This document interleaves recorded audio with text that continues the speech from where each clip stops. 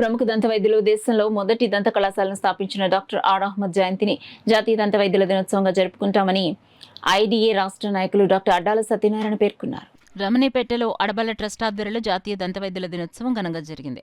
ఈ సందర్భంగా ప్రముఖ దంత వైద్యులు డాక్టర్ అడ్డాల సత్యనారాయణ మాట్లాడుతూ దేశంలో దంత వైద్యానికి పితామహుడు డాక్టర్ ఆర్ అహ్మద్ అని తెలిపారు.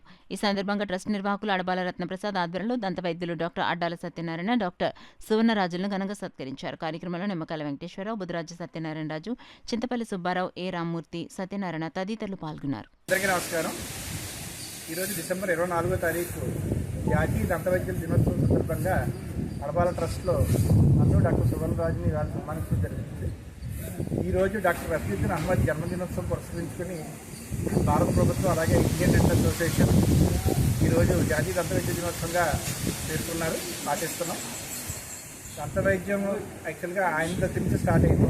భారతదేశం తొలి దంత వైద్యుడు ఆయన. సో ఈనాడు ఎంతో ఆధునిక దంత వైద్యంలో ఈవేళ మనందరం కూడా ఉన్నాం. అన్ని రకాల సమస్యలు కూడా పరిష్కరించగలుగుతున్నాం దంత వైద్యంలో.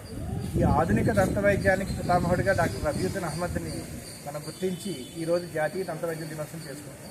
ఈ సందర్భంగా మాకు ఈ ఫెలిసిటేషన్ చేసిన అడబాల రత్నప్రసాద్ గారికి అలాగే ట్రస్ట్ మెంబర్స్ అందరికీ కూడా మేము ధన్యవాదాలు తెలుపుతున్నాం. Thank you.